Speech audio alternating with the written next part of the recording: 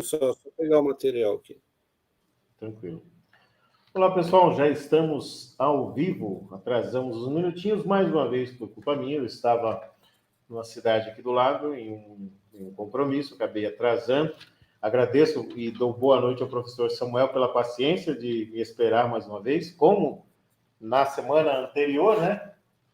Mais uma vez, muito obrigado, mestre, pela gentileza, pela paciência aí de nos esperar. Imagine, professor Nildo, imprevistos às vezes acontecem, às vezes a gente precisa participar de eventos, né? Porque tudo isso faz parte do professor, do educador, né? Independente da área que seja o evento ou aquilo que a gente participa, a gente sempre está agregando valor, né? Que é uma coisa importante, Sim. professor Nildo. Perfeito. Damos continuidade, então. Hoje nós vamos falar sobre o catolicismo contemporâneo, certo, mestre? Exatamente, professor Nildo. Dando continuidade no tema História da Igreja no Brasil, né? Hoje vamos abordar, então, a questão do catolicismo.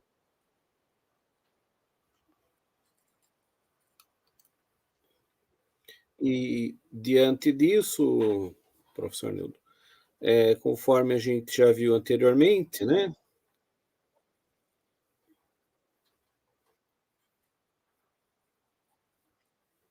Está dando microfonia. A minha internet deu uma travada por causa da chuva, mas eu estou ouvindo o senhor. Então tá bem. Pode Então tá continuar, bom. professor. Então, olha só, após a segunda metade do século XX, a Igreja Católica ela buscou uma renovação, e de tal maneira que ela vai perdendo a sua hegemonia e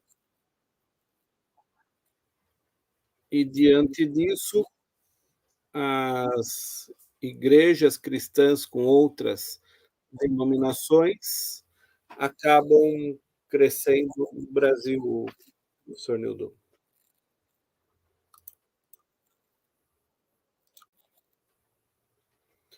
Então, são esses os, vamos falar assim, né, os tópicos introdutórios, professor Nildo.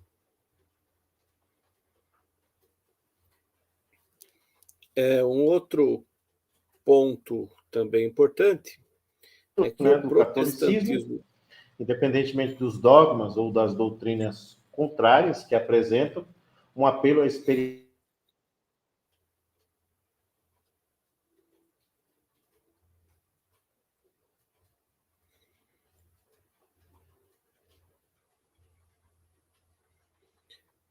então, conforme a gente verificou, o protestantismo pentecostal que mais cresce no Brasil, e ele segue por duas vertentes principais que o diferenciam do catolicismo, independentemente dos dogmas ou doutrinas contrárias que apresentam.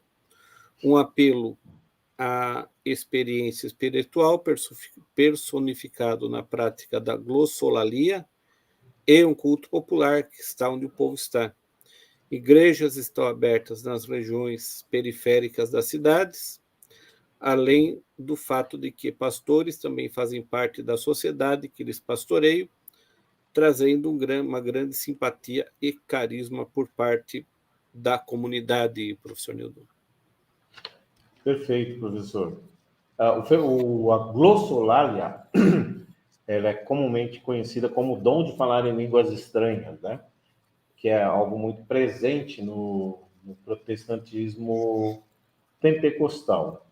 Em outras igrejas, mesmo protestantes, como batista, presbiteriana, metodista, adventista, não tem, não se utilizam, né, da glossolalia. Mas qual foi o principal fator que vai provocar essas mudanças no catolicismo, professor?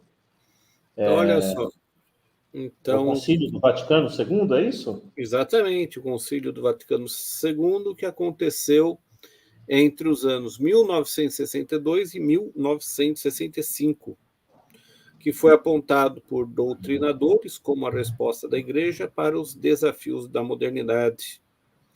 A Igreja, conforme a gente verificou, sofre grandes mudanças a partir da primeira metade do século XX.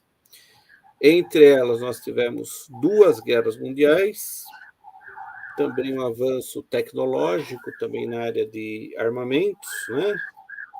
E a rápida secularização das sociedades ocidentais, que demandaram uma profunda reflexão e uma resposta por parte da Igreja. Este concílio ainda é uma referência para a Igreja Católica, quando, em 2012, comemoraram-se os 50 anos de seu início, professor Nildo.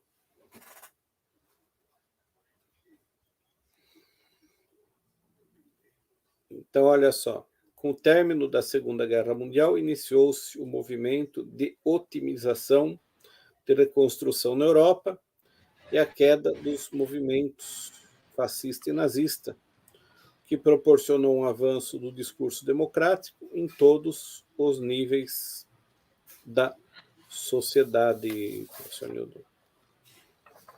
Também é interessante notar que o Grande Concílio Ecumênico da Igreja é importante salientar algumas características na formulação deste movimento. O Concílio Vaticano II é o concílio de consistência teológica. Os anteriores tinham uma característica muito mais dogmática, ou seja, tinham o objetivo final de evidenciar os fundamentos da fé católica.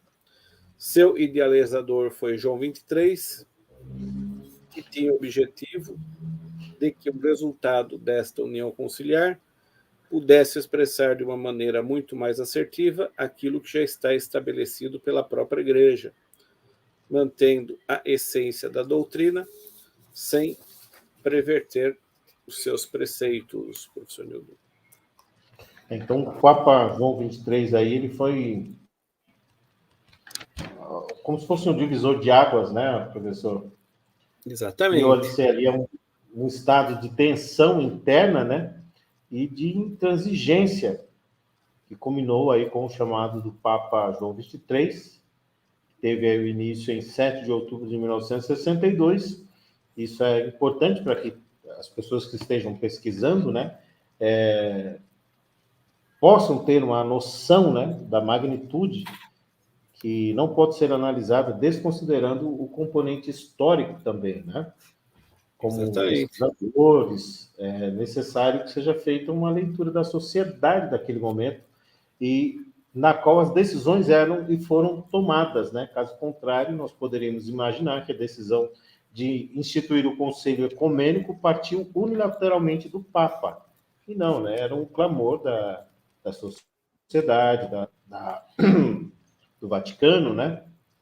Por ser o último grande concílio ecumênico da Igreja, é importante salientar algumas características da formulação desse documento. O Concílio Vaticano II é um concílio de consistência teológica. Os anteriores tinham características muito mais dogmáticas, ou seja, tinham o objetivo final de evidenciar os fundamentos da fé católica, né?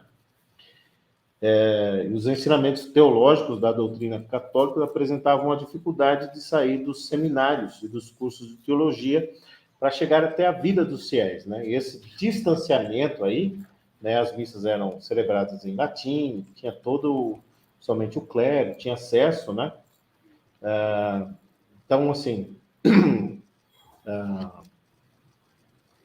o curso de teologia para chegar até a vida dos fiéis levou-se algumas decisões que, se não analisarmos o contexto histórico, chegamos a essa evidência, né? Esse distanciamento entre os líderes eclesiásticos e a vida cotidiana dos católicos foi o principal foco do esforço intelectual dessa Assembleia. Segundo o próprio Papa João XXIII, o que mais importa ao Concílio Ecumênico que o depósito sagrado da doutrina cristã seja guardado e ensinado de forma mais eficaz. E ainda para que essa doutrina atinja os múltiplos níveis da atividade humana, os indivíduos, né, as famílias, a vida social, é necessário primeiramente, que a Igreja não se aparte do patrimônio sagrado da verdade recebido dos seus maiores. Essa declaração papal mostra a preocupação da Igreja com deturpações dogmáticas que poderiam ocorrer dessa mudança, né, com o Concílio Vaticano II, e poderia aí levar a Igreja, né, a uma separação ainda maior, né, uma assembleia dessa magnitude, que reuniu mais de 2.500 membros de praticamente todas as dioceses do mundo, com diferentes perspectivas teológicas. Os pensadores católicos atuavam, de maneira geral, em 3 linhas de principais estudos, né? Os tomistas, que eram considerados conservadores do concílio, os da denominada teologia das fontes, que era formada por teólogos que enxergavam na amplitude dos materiais acumulados ao longo da história da Igreja como uma compilação que necessitava de um resgate mais global. Os filósofos modernistas, e esse grupo buscava na filosofia moderna uma aproximação com a sociedade através de um diálogo com o mundo, buscando um discurso que fosse realmente relevante para o homem do século XX. Professor. Exatamente, né? E dessa maneira a gente percebe a importância deste evento, né? Para a Igreja Católica contemporânea. Agora, tem um outro... Tem um outro, não sei se é uma... Eu poderia colocar um braço, né? Que é a Renovação Carismática Católica, né? Que é a RCC. Durante esse período, como é visto hoje a renovação carismática na Igreja Católica, e esse momento que houve aí essa aproximação, né? Mais com os fiéis, talvez um pouco mais com o culto protestante. Como que foi esse período aí, professor? Então, olha só, né? Considerada por seus pensadores como um fruto direto da tentativa de colocar em prática as deliberações do Concílio Vaticano II, a renovação carismática deve ser localizada como um desdobramento da evolução da espiritualidade pós-conciliar, com origem nos Estados Unidos por volta de 1966, um ano após o fim do concílio. Portanto, os primeiros grupos de oração surgiram com um estilo bastante diverso dos grupos leigos que existiam até então. Uma questão bastante discutida no meio acadêmico é a relação e o contato com denominações protestantes de origem pentecostal no início do movimento carismático. Enquanto os grupos de apoio ao movimento atribuem esta origem ao Espírito Santo em si, como uma demonstração prática dos debates teóricos realizados ao longo dos séculos de 1500 em diante, né? Século mais modernos, né? Grupos mais conservadores que não apoiam o movimento atribuem esta origem ao contato de jovens universitários católicos com grupo de oração pentecostais, professor Nildo. Independente de existir relação ou não com o pentecostalismo, né? Em 1967, nasce, então, a Renovação Carismática Católica nos Estados Unidos, no estado da Pensilvânia, né? Como o professor mencionou, com características muito semelhantes aos pentecostais, como falar em línguas, buscar a evangelização de pessoas, desenvolvimento do louvor nos cultos e a modernização das missas, né? O maior expoente da renovação carismática do Brasil é denominado como Comunidade Canção Nova, idealizada pelo Monsenhor Jonas Abib, que teve um contato em 1971 com o movimento carismático católico por meio do padre Haroldo Ramos.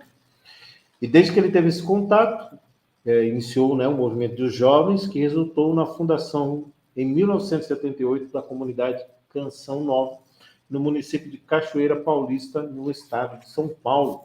E é uma TV que pega, e se você tiver antena parabólica, você já deve ter ouvido falar aí nessa TV, que se mantém até hoje, né? E era a principal estratégia evangelística também utilizadas pelas denominações evangélicas neopentecostais, né? Foi a criação da TV Nova, que é o 5º canal da rede aberta de televisão com mais audiência no Brasil. O Brasil é o maior país católico do mundo, né? Essa informação está contida no livro lançado em 2014, em comemoração aos 25 anos da primeira transmissão da rede, em 1989. Como dissemos, os segmentos mais conservadores da igreja não...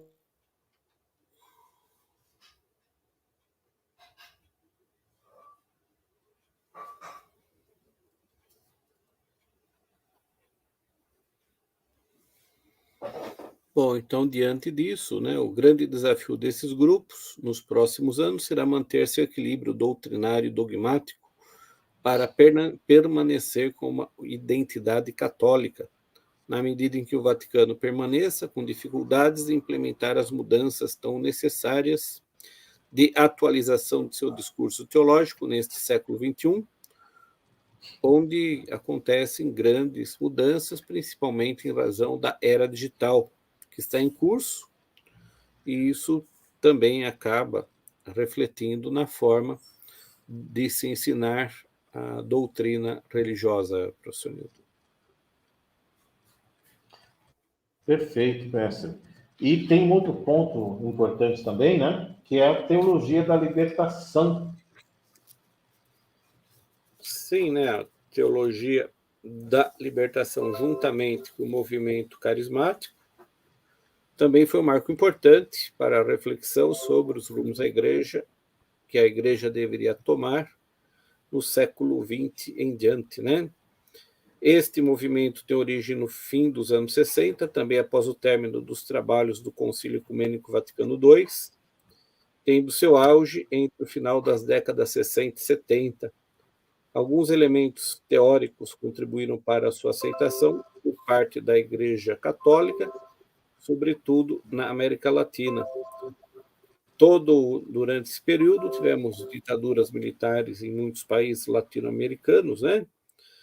E que levaram a um ambiente de muita violência e injustiça. A queda do nazismo e fascismo levou rapidamente à polarização entre os blocos capitalista e socialista. O primeiro liberal com relação ao mercado, o segundo seguindo a teoria marxista, que é contrário ao consumismo e aos resultados desiguais que o capitalismo gera como resultado indireto de suas práticas.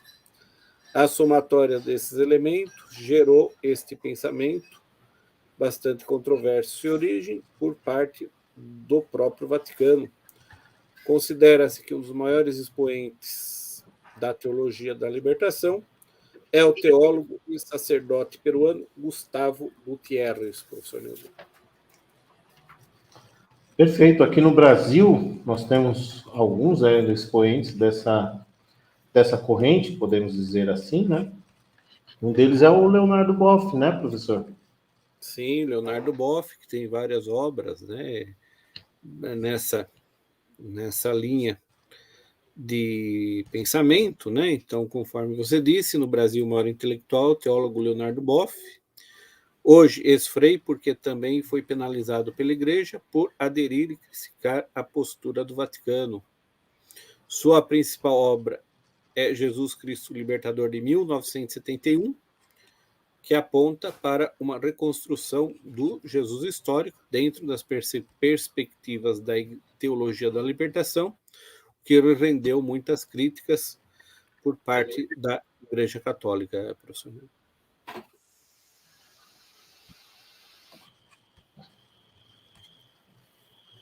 Perfeito, peço desculpas aí, soltou um áudio aqui sem querer. Bom, a gente verifica também, professor Nildo, uma maneira que a teologia da libertação procurava estar mais próxima da população carente, né? O que recebeu muitos adeptos da esquerda latino-americana, né? Por muitos grupos, esse grupo foi criticado. Recentemente, porém, após a eleição do Papa Francisco em 2013, podemos perceber uma aproximação por parte da igreja desse grupo, né?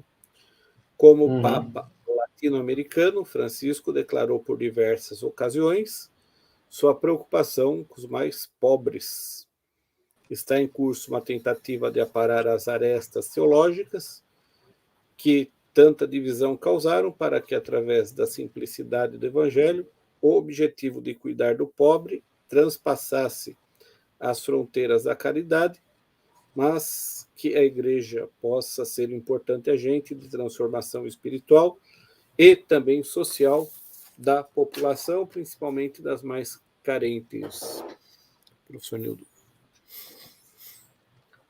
Tem uma outra corrente de alguns sacerdotes, professor, que caminhamos aí para o fechamento do tema, né, que nós delimitamos hoje, que são as tentativas que ocorreram de maneira cíclica, né, desses sacerdotes católicos que alcançaram a mídia através da música, né, começando aí lá nos anos 70 com o padre Zezinho, muito conhecida, né, na década de 90 o padre Marcelo Rossi, o padre Antônio Maria, eles estiveram muito, né, em evidência na mídia com suas canções, mas recentemente nós podemos citar dois padres, né, dois sacerdotes, é o padre Reginaldo Manzotti e o padre Fábio de Mello, que eu creio que todos os nossos ouvintes aí e as pessoas que assistem devem conhecer todos esses, com certeza. O padre Marcelo Rossi, nos anos 90, muito conhecido, né, atualmente o padre Fábio de Mello, não somente por católicos, mas como protestantes também conhecem, né? Padre Fábio de Mello. Certo, professor? Certo, professor Nildo. E para finalizarmos, então, vamos verificar, né, quais são os tópicos mais importantes da live de hoje, professor Nildo. Então, na live de hoje, verificamos os seguintes assuntos como sendo os mais importantes, né?